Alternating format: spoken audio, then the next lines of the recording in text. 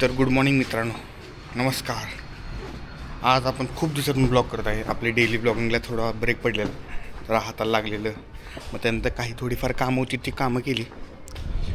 मग त्यामुळे करता आलं नाही. आज करू मग करू असे छोटे क्लिप तयार केलेत मी. त्या क्लिप मी काय ब्लॉगमध्ये टाकीन, पण ते काय असा ब्लॉग असा करता आला नाही.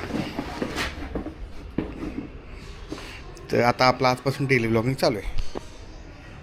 भेटू, बघूया काय काय होतं, बघूया. आज आपण खूप दिवसातून ब्लॉग करत आहे. ब्लॉग करणं आपल्याला जास्त दिवस जमलं नाही. आता आपण जरा चिकन मटन म्हणले काय, तुम्हाला गाडी पण चालवता येत नाही, जरा हात दुखत रे माझे. आजकाल तेवढे हे राहिले नाही, मजबूत राहिले नाही. काय लगेच हात लचकले माहिती नाही, पहिल्यासारखं राहिलं नाही मजबूत. छुटाव छुटाव छिटाव छिटाव छिटाव छिटाव हॉटेल बंद झालंय, तर आम्ही चाललेलो आहे घरी. अचानक पार्कर मी आणि बहुतेक रात्री आम्ही काय काय सातारा निघू. आता ते आमच्या घरच्यांच्यावर डिपेंड आहे, जायचं नाही जायचं. बघूया काय होतंय. मला काय काय केलं आपण जरा उद्या परवा असे 2 दिवस आमचं हॉटेल बंद आहे, कारण की उद्या आहे महाशिवरात्री. परवा सोमवारी मंडेला आमचं जरा हॉटेल बंद असतं, त्यामुळं आमचं हॉटेल परवा पण बंद आहे.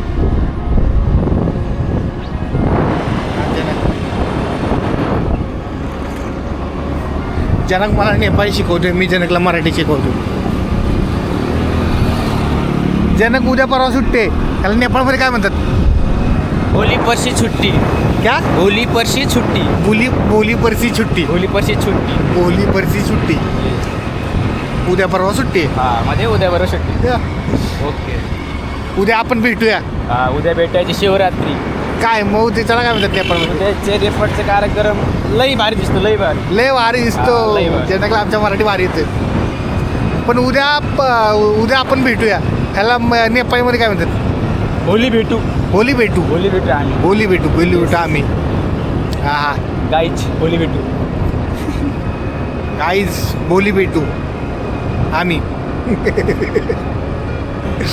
चला, अशा तऱ्हेने आपली आता नेपाळी तर नाही शिकलो, बघू हळूहळू शिकू. जेणेकरून ट्रेनिंग घेऊ नेपाळी शिकायचं, कारण नेपाळ जायचं आपल्याला फिरायला. कुठं? काठमांडूला.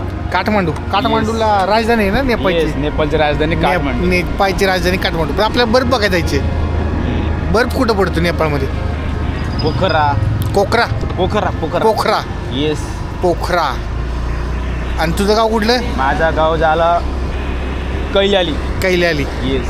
ओके, तिथं बर्फ पडतो का? नाही, इथं ते पडतंय पण वर गावामध्ये पडतंय, खालचं नाही पडत. खाली नाही पडत का? हो, हाईट महत्व ना मध्ये हा. हाईट. ओके, जाऊया नेपाळला एकदा फिरायला जाऊ जनक बरोबर. जनक आर्यनला पहिला घालू आपल्या गाडीत.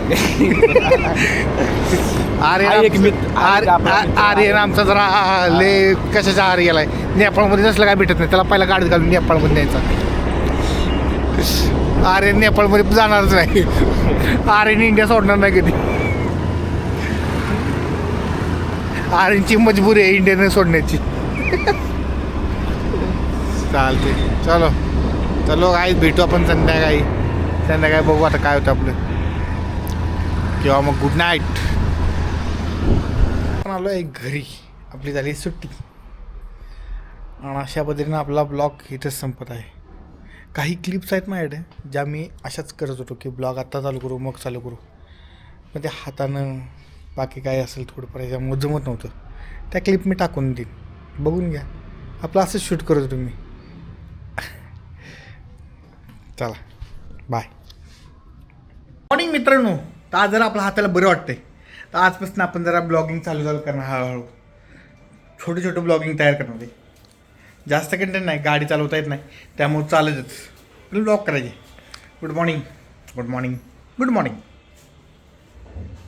तर गाडी नसल्यामुळे आता आपण चाललो आहे हॉटेलच्या साईडने. चालत पण बघित मजा येते. चलो, नमस्कार मित्रांनो. आज आपल्याला आपल्या कपाडात शोधताना मृत्युंजय हे पुस्तक सापडले. तर आपण त्यातले काही 4-5 ओळी वाचू. हे महामृत्युंजय हे आमच्या भाऊंचं होतं. हे पुरुषोत्तम कर्ण हा इथं लिहिले मृत्युंजय, ह्याच्यावरून ओळखले हे मृत्युंजय पुस्तक आहे. मला हे काय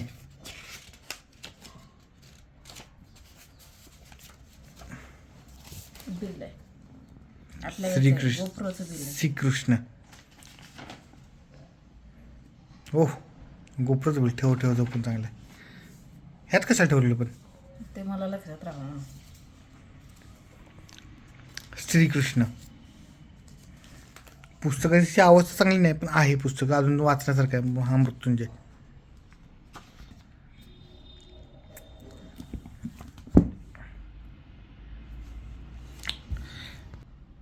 ह्यात लिहिले बघा. एक आज मला थोडं बोलायचं आहे. मी बोलणार म्हणून काही लोक दचकतील, म्हणतील कालवश माणसं केव्हापासून बोलायला लागली.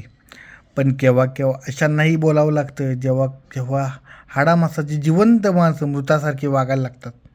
तेव्हा तेव्हा मृतांचं जिवंत होऊन बोलावं लागतं. मी काही आज इतरांना बोलणार नाही, कारण मला चांगलं माहीत आहे की तसं बोलणारा मी काही कोणी मोठा तत्त्वचिंतक नाही.